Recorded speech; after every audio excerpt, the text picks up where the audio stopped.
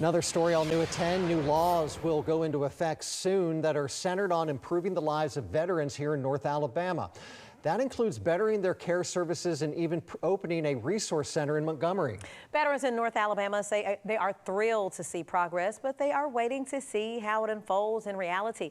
News 19's Peyton Newman joining us in the studio. And Peyton, you spoke with a veteran. How do they feel about all these changes?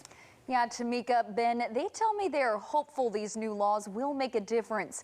Now, veterans face unique issues that everyday citizens just don't. And some language in these bills aims to address those problems. But veterans say while it's a step in the right direction, there's still quite a ways to go. They have the right words, they say the right things.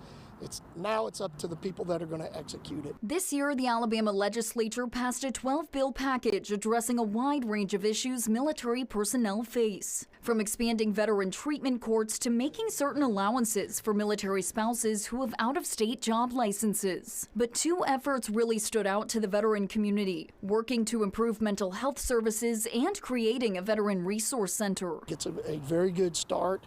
Again, it's got to be the emphasis. It can't just be the flavor of the month. There are folks that are out every day that you don't know. I hope it'll help make more awareness and more classes to make more veterans aware of their mental health and to help them. The bills aim to do just that through several methods, most notably by building a new veteran resource center in Montgomery that could address multiple issues at once. Three stressors in anybody's life are the death of a loved one, whenever you're moving, and whenever you start a new job. That veteran's doing two of those three as soon as he starts transitioning out. Rich Landolt, the CEO of Still Serving Veterans and a retired U.S. Navy Rear Admiral, says those are services provided daily at the nonprofit, making them a key player in the center's development. As a member of the Workforce Board, the Governor's Workforce Board, and as a CEO of Still Serving Veterans, I can help guide the discussion down in Montgomery as well. I've already told them we'd be happy to train up a couple of our counselors to live down there and help with helping that veteran find a job. Despite the positive legislation, veterans say they are waiting to see how all the plans come to fruition.